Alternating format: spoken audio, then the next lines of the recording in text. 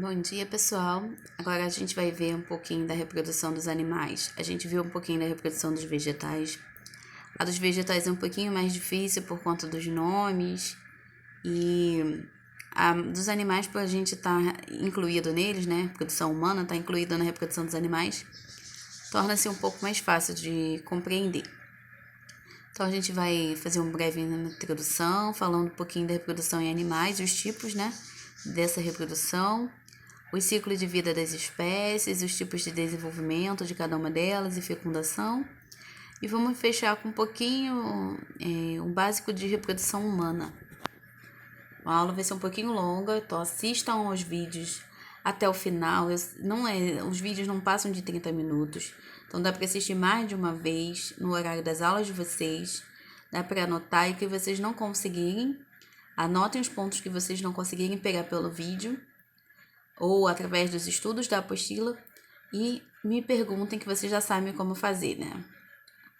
A gente vai fazer as videochamadas e vocês têm meu zap, então tá tranquilo. Importância, então a gente vai falar um pouquinho da importância da reprodução para os animais, né? Aqui a gente tem uma ideia que os animais de reprodução, mas a reprodução ela é interessante porque ela ajuda a perpetuar as espécies, gerando descendentes. E normalmente esses descendentes precisam ser férteis, né, para ter a continuidade. E é o que garante que a espécie não vai entrar em extinção. A reprodução é uma característica geral de um ser vivo, todo ser vivo se reproduz. E existem alguns casos especiais, como a partenogênese nas abelhas, que você não tem a participação do macho, né? Então, é uma reprodução diferente e independente. Então, vamos falar um pouquinho da reprodução em animais. O objetivo, como eu já falei, é gerar descendentes. E eu tenho dois tipos de reprodução. A assexuada. Por que é assexuada? Como eu falei, é em relação a gametas. A é negação. Se é assexuada, não há troca de gametas. Por não ter troca de gametas, os gametas, cada um tem uma informação genética. Então, se não tem troca, os indivíduos vão nascer geneticamente idênticos, ou seja, clones do que originou. E por isso não ter essa troca, a menor variabilidade genética. Os seres que se reproduzem aqui, por ter menos variabilidade, eles são menos adaptados. Eles podem morrer com mais facilidade. Já a sexuada significa que vai ter troca de gametas. Por ter troca, vai misturar geneticamente, os indivíduos vão sair diferentes.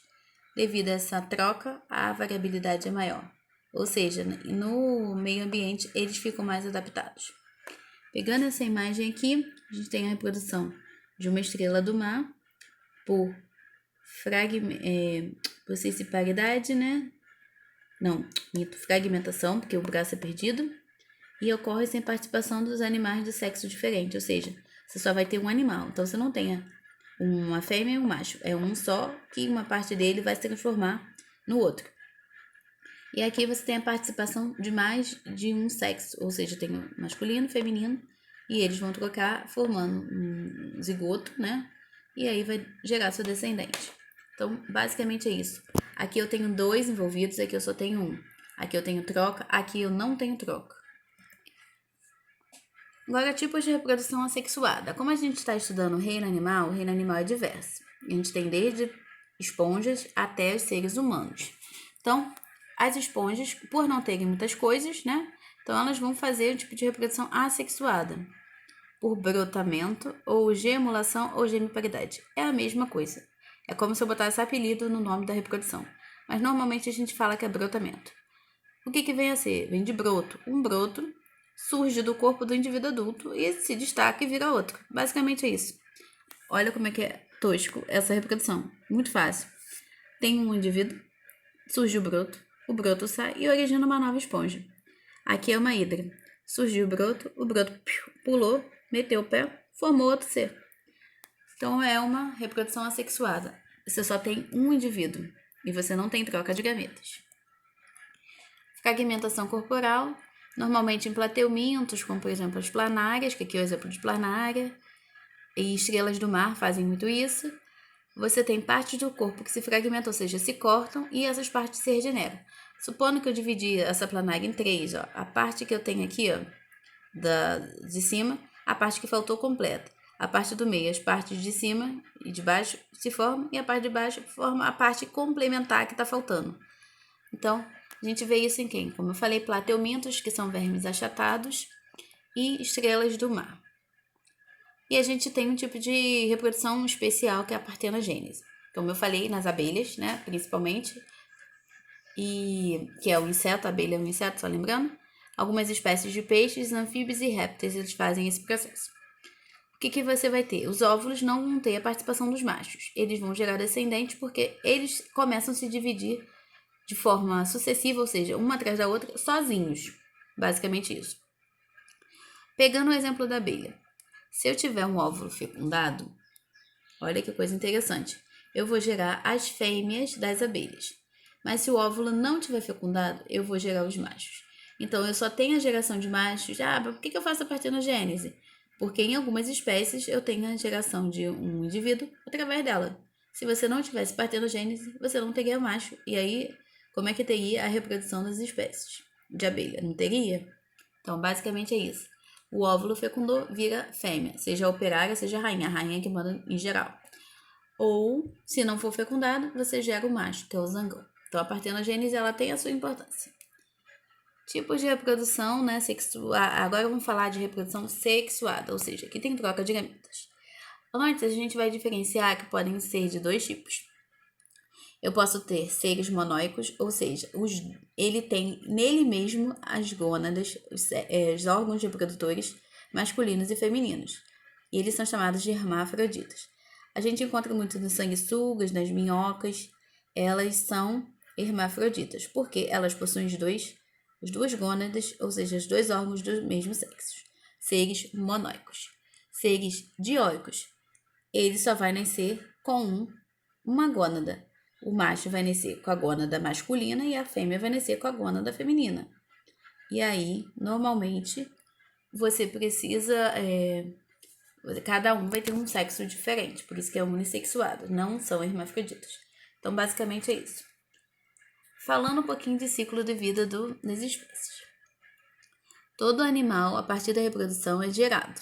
E aí, você tem o ovo fecundado, por exemplo, os óvulos aqui. Fêmea e macho se reproduziram, geraram um novo ciclo. Pegando um sapinho, tem um ovo, que vai virar embrião, aí passa pela metamorfose, que o sapo ele tem metamorfose. E aí ele vira filhotinho e chega adulto. Então, nasce, vira adulto e se reproduz e depois morre. Tem o ciclo da morte também. Então, o ciclo de vida de qualquer espécie é nascer, se reproduzir, né, se desenvolver e depois morrer. E a gente tem que pensar que eu sou gerado. Eu posso chegar à minha vida adulta de 2 formas, se eu for do reino animal. Eu posso ter um estágio direto de desenvolvimento, sem estágio intermediário, ou seja, o zigoto que é gerado ele vai ser parecido com um adulto. Ele não vai ter uma fase intermediária. Se vocês notarem, olha só. Você tem uma ave que é muito semelhante, ela não passa por transformações, que são as metamorfoses. Então, esse tipo de desenvolvimento é chamado de direto, por não passar por transformações bruscas. O exemplo daqui são as aves. Indireto, passa por estágios intermediários. Você tem o zigoto, que vai se transformar em larvas ou pupas, vai depender da espécie, e depois vai vir adulto. Olha como é diferente a larva da borboleta. Completamente diferente, cor, formato, largura, tudo é diferente. A gente encontra isso aonde? Nas esponjas, que são os poríferos. Por que é porífero? Porque tem poros. Quinidários, que são as águas do mar, e insetos como a borboleta, peixes e anfíbios. Se vocês forem ver aqui, o sapo, ele passa por... Ele não tem a cara do sapo, ele vira um girino primeiro para depois formar o sapo. Além disso, tem como relação de desenvolvimento do filhote em relação à fêmea de 3 formas. Ovíparas, os filhotes se desenvolvem no interior do ovo E essas fêmeas eliminam esse ovo fica do lado de fora sendo chocado. Por exemplo, insetos, moluscos, peixes, aves, né? Já viu uma galinha botando ovo, e ornitorrinco, que é o único mamífero que bota ovo. Enfim, essas espécies ovíparas, os filhotes, eles ficam no interior do ovo e esse ovo é liberado externamente. Ovovivíparas. Elas vão gerar ovos, mas esses ovos não vão ser liberados. A gente tem algumas espécies de cobra e os tubarões fazendo isso. Se a gente for ver aqui, ó, os ovos, ela gerou o ovo, mas fica dentro do corpo da mãe. Olha que interessante. Aí os embriões vão sair do ovo e permanece dentro do corpo da materna até sair. Mas eles formam ovos para poder gerar seus embriões. Só que ficam dentro do corpo. As ovíparas não, elas formam ovos e liberam. E a gente tem vivíparas, que são aquelas que os filhotes vão se desenvolver no útero, que no caso são os mamíferos. Como a gente vê aqui, uma porquinha cheia de filhote aqui. Saíram todos mas se desenvolveram no útero dela, internamente. Fecundação. A gente falou de como se desenvolve o feto dentro das suas respectivas progenitoras, né, que são os geradores. Tipos de fecundação. Você tem fecundação interna e externa. A interna é que o macho vai fazer no interior da fêmea. Não vai depender de água, só vai depender da cópula do indivíduo macho e da indivíduo fêmea. Externa é quando a troca de gametas ocorre fora do corpo. Nesse caso, vai ser dependente da água. Você já consegue imaginar que a fecundação externa ocorre em animais que vivem na água, como, por exemplo, peixes, esses ouriços, né, que são animais aquáticos, e anfíbios, que são animais que vivem a parte da reprodução deles é feita na água. E a interna é alguns insetos mamíferos, que precisa da cópula, que é feita no interior da fêmea. Reprodução, né? Agora a gente já falou basicamente de como se desenvolve os fetos, já falamos dos ciclos de vida. Agora a gente vai falar um pouquinho da reprodução humana. Como os seres humanos fazem parte do reino animal, é a parte que a gente vai dar uma focada. A reprodução humana, ela envolve uma reprodução do tipo sexuada, por ter troca de gametas. O tipo de fecundação é interno. O desenvolvimento da reprodução humana as fêmeas são vivíparas, ou seja, elas possuem úteros. E basicamente o desenvolvimento é direto, ou seja, o embrião não vai passar por fase intermediária. Só relembrando. Então a gente vai ter troca de gametas. E esses gametas, eles precisam ser produzidos, eles não vão surgir do nada, não brotam do nada. Esses gametas são produzidos por um processo chamado de meiose, que é uma divisão celular diferente, específica para produzir gametas. Então, essa produção de gametas, ela não ocorre ao longo do teu corpo, meu dedo produziu gameta. Não, nas fêmeas da espécie humana, vai ocorrer nos ovários e nos machos nos testículos, ou seja, nas mulheres ocorre nos ovários, e nos homens ocorre nos testículos.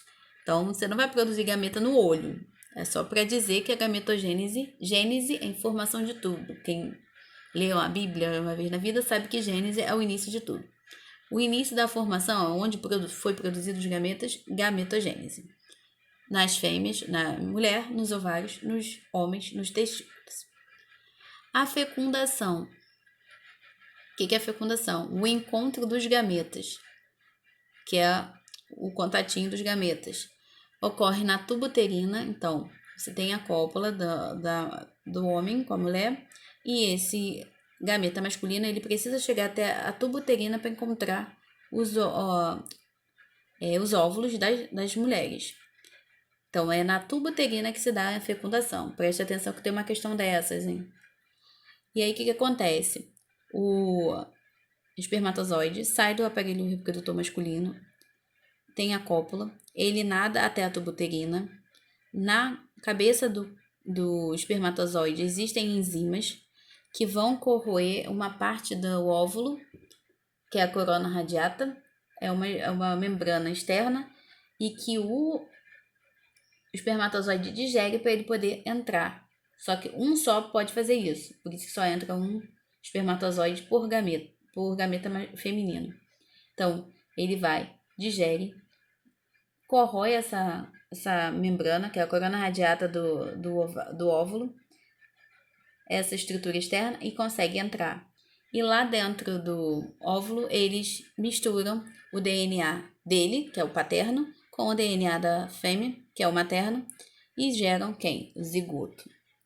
Esse zigoto, que foi a união dos dois gametas masculinos e femininos, vão dar origem ao embrião, que se desenvolverão, sairão do tubo uterino e vão para o útero.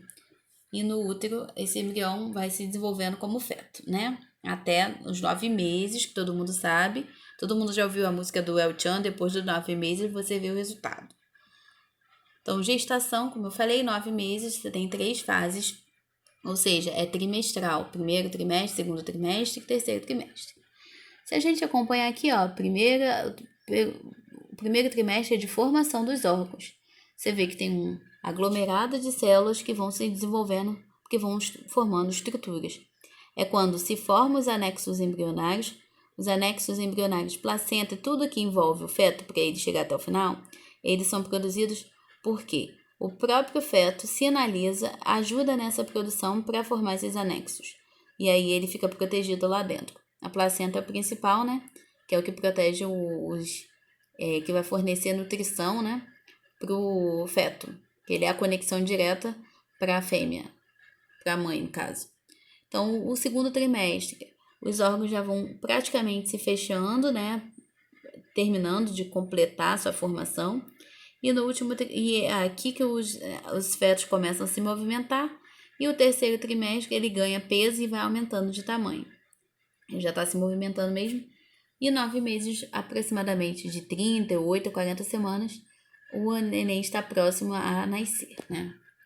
Então, aqui alguns anexos que a gente pode ver, como por exemplo, a placenta, o alantoide, o córeo e o âmnion, que é o líquido que vai fazer com que o feto fique protegido. Se, por exemplo, a mãe correu, aí isso poderia ser uma pancada se não tivesse esse líquido.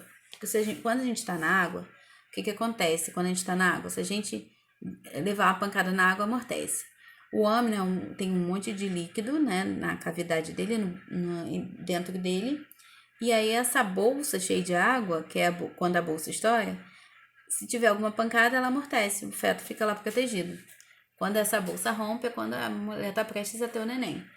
Então, vamos falar um pouquinho dos anexos embrionários, esses órgãos embrionários. A placenta, ela é exclusiva dos mamíferos e ela serve para nutrir, né, e dar oxigênio ao feto. Sem ela, o feto não tem nem nutrição nem oxigênio. E além disso, ela faz a limpeza, né? Tira os resíduos, os restos também que o próprio embrião produz. E ela também tem uma característica, a placenta é o que vai produzir progesterona, que é o hormônio que vai fazer com que a gestação fique segura. Se tiver problema de progesterona, a mãe pode fazer um trabalho de parto e o neném não se desenvolve e morre. Então, a placenta é um órgão bem importante nos mamíferos. No caso de, como a gente está falando da espécie humana, é um órgão bem importante. Falando um pouquinho do âmnion, né, que eu falei, também tem a sua grande importância, que é a bolsa onde fica um líquido e o neném se desenvolve lá dentro. Ele vai proteger o embrião desses choques mecânicos, por exemplo, a mãe correu, bateu sem querer com a barriga em algum local. E ele ajuda a hidratar também o feto, então o feto não fica desidratado lá dentro. E você tem o alantoide, o saco vitelínico, saco vitelínico, que forma na espécie humana, forma. Mas eles não têm funções básicas nos mamíferos, não. Por quê? Porque a placenta já assumiu, ela assume todas as funções. A partir do momento que eu tenho a placenta, eu não preciso do saco vitelínico, nem do alantoide para nutrir, nem trocar gases, né, do feto. Para dar uma fechada, a gente tem agora a questão da reprodução humana. A reprodução humana, normalmente ela um único ovo que é fecundado por um único espermatozoide. Ah, mas e os gêmeos? Também. Então eu tenho um óvulo, né, para um espermatozoide. Então, é não tem dois espermatozoides para um óvulo, não existe isso. É 1 para 1. Então, você tem a formação dos gêmeos de duas formas. Gêmeos univitelinos, ou seja, eles vão dividir a mesma placenta. E aí você tem, como eu falei, um único óvulo fecundado por um único espermatozoide. E aí eu formei um zigoto.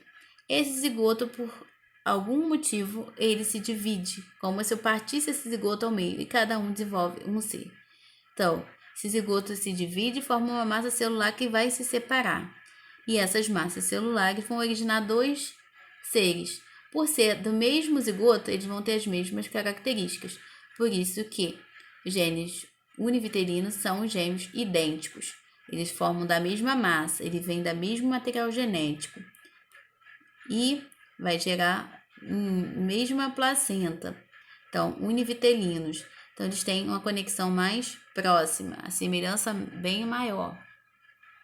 Normalmente tem que ser do mesmo sexo também. Se for gêmeos fraternos ou bivitelínicos, eu tenho 2 óvulos, a mulher produziu 2 óvulos, e aí 2 espermatozoides, cada um conseguiu chegar em um óvulo diferente. E aí cada óvulo fecundado por um espermatozoide gerou um ser. E esses zigotos continuam a se desenvolver de forma independente, porque eu tenho informação de um espermatozoide X e eu tenho informação de outro espermatozoide X, Y. Então, você vai ter duas formações completamente diferentes. As duas massas eles são formadas em dois vitelos diferentes, ou seja, placentas diferentes. E aí, eu tenho os gêmeos bivitelínicos ou fraternos. Nesses casos aqui, os gêmeos podem ser totalmente diferentes e podem ser de sexos diferentes também. Então, basicamente foi isso. A gente fez uma revisão de reprodução assexuada e reprodução sexuada. A sexuada não tem troca de gametas, envolve um indivíduo só e não tem variabilidade genética. A reprodução sexuada tem troca de gametas, envolve 2 indivíduos de sexos diferentes e eu vou ter a variabilidade genética, porque está vindo de 2 seres diferentes.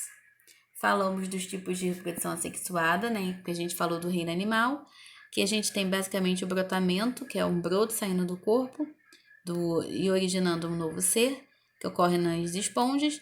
Falamos das fragmentações, como demos exemplos da estrela do mar. Os pedaços se soltam, se regeneram e formam outro ser. Falamos da partenogênese, que ela é importante para as abelhas, porque é ela que vai gerar os machos. E a gente falou um pouquinho em relação a desenvolvimento direto e indireto. Direto é quando de zigoto do adulto não passa por fases, metamorfoses, transformações muito bruscas, e indireto passa, como por exemplo em insetos. A gente deu o exemplo da borboleta. Falamos do tipo de desenvolvimento dos filhotes, que pode ser ovíparo, quando coloca a galinha, por exemplo, e bota o ovo para fora. Ovo ovíparo, que são os tubarões, eles desenvolvem o ovo, mas esse ovo com um filhote fica dentro da fêmea. E vivíparos, que são o caso dos mamíferos que possuem úteros. Falamos do tipo de fecundação interna, que é o que ocorre dentro da fêmea, que não precisa de água, e externa, que precisa de água, para poder haver esses encontros, normalmente de peixes, anfíbios. Falamos um pouquinho também da questão, basicamente isso. Agora, falando da reprodução humana, a gente falou que é necessário uma reprodução sexuada, envolvendo troca de gametas, tem variabilidade genética.